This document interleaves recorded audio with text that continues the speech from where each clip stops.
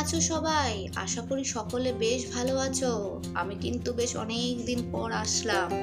আর এই দেখেছো, আমার অ্যাকোয়ারিয়ামের সেটআপটা পুরো আমি চেঞ্জ করে ফেলেছি। আগে তো অনেক বড় অ্যাকোয়ারিয়াম ছিল, কিন্তু এখন সময়ের অভাবে সেটা মেনটেন করতে না পারায় এরকম তিনখানা ছোট ছোট অ্যাকোয়ারিয়ামে ফাইটার ফিশ রেখেছি। এটা মেনটেন করতে খুব সুবিধা হয়। ছোট ছোট অ্যাকোয়ারিয়াম সপ্তাহে বা 15 দিন অন্তর অন্তর জল পাল্টে দেওয়া যায়, আর বেশি কিছু লাগে না। আর দুটো ওষুধ জলের মধ্যে দিয়ে দিই। আর হ্যাঁ, অবশ্যই যেহেতু আমাদের এখানকার জল একটু হার্ডি, সেই জন্য একটু নুন দিয়ে দিই। বেশ অনেক দিন পর ছাদে আসলাম, কিন্তু এসে সেরকম লাভের লাভ তো কিছু হয়নি, কারণ আকাশটা মেঘলা মেঘলাও হয়ে আছে আর টিপটিপ করে বৃষ্টি পড়াও শুরু হয়ে গেছে।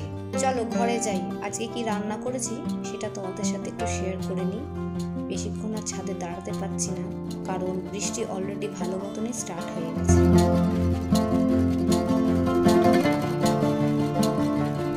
আজকে করেছি পটল ভাজা, পেঁয়াজ ফোড়ন দিয়ে করেছি হচ্ছে কি মুসুরির ডাল,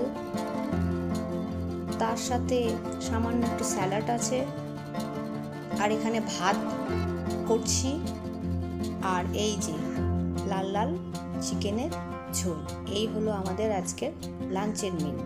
যেহেতু আজ রবিবার, সেই কারণে লাঞ্চটা একটু তাড়াতাড়ি সেরেই কর্তাগিন্নি দুজন মিলে বেরিয়ে পড়লাম একটা মুভি দেখবো বলে। তো মুভিটার নাম হচ্ছে সিতারে জামিন পর। অনেকেই জানো, সেই জন্য ভাবলাম যে অনেকেরই দেখা হয়ে গেছে আমার চেনাশোনার মধ্যে, কিন্তু আমাদেরই কপাল এতটাই খারাপ, দেখাটা হয়নি। সেই মুভিটাই দেখতে যাচ্ছি। যেহেতু মুভির টাইম ছিল 4:30 সময়, সেই কারণে একটু আগেই বেরোতে হয়েছে। কিন্তু আর হয়তো কদিন পরে শিফট করতে যাচ্ছি সল্টলেকে, সবই তোমাদের পরে বলবো। আস্তে আস্তে ধীরে ধীরে কাজ এগোচ্ছে, তো সেই জন্য এখন আর কিছু সেরকমভাবে ডিসক্লোজ করছি না। যেহেতু আমার জীবনে অনেক বড় একটা ঘটনা ঘটে গেছে, যেটা কম বেশি অনেকেই জানে, সেই কারণের জন্যই কাজটা একটু পেন্ডিং হয়ে গেছিলো। তো আর পেন্ডিং রাখা যাচ্ছে না, ধীরে ধীরে এগোচ্ছি। কিছু পেপার ওয়ার্কস বাকি রয়েছে, সেটা কমপ্লিটের দিকেই আছে। ওটা কমপ্লিট হয়ে গেলে আস্তে আস্তে শিফট করব। দেখো, তোমাদের সাথে কথা বলতে বলতে বেশ অনেকটা চলে এসেছি, কিন্তু এই আইনক্সটা, এই আমার যে সল্টলেক ফ্ল্যাটটা হচ্ছে, সেখান থেকে মিনিমাম 10 মিনিটসে। তো তখন তার এত তাড়াতাড়ি বেরোতেও লাগবে না। 4:30 যদি মুভির টাইম হয়, ওই 4টে নাগাদ বেরোলেই কাফি আমাদের জন্য।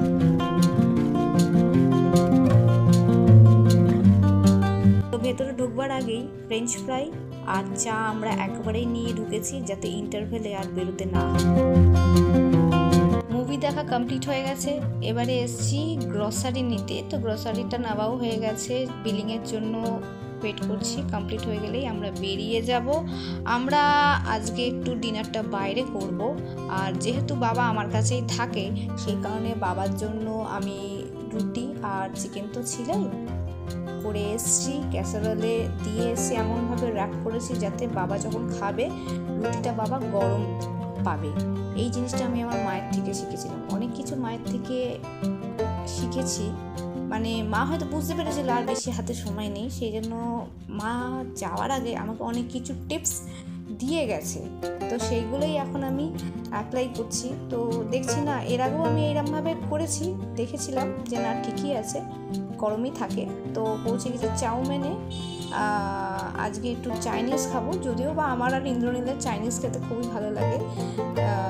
বেশি কিছু অর্ডার করিনি, ইন্দ্রনীল কি ভাবছিল জানি না। তো আমাদের খাবার চলে এসছে। এই দেখো, এখানে এগ ফ্রাইড রাইস নিয়েছি আর চিলি চিকেন নিয়েছি। এই দুটো জিনিস আমার আর ইন্দ্রনীলের ভীষণই ভালো লাগে।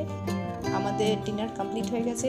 মাঝখানে বাবাকে অবশ্যই ফোন করে জিজ্ঞাসা করেছি বাবা খেয়েছে কিনা। তো বাবা বললো হ্যাঁ খেয়েছে, বাবা শুয়ে পড়েছে বললো যেটা আমাকে, আর ধীরে সুস্থেই আসতে বললো, কোনো অসুবিধা নেই। আর এই চাউমিন রেস্টুরেন্টটা সল্টলেকের সুইমিং পুলে।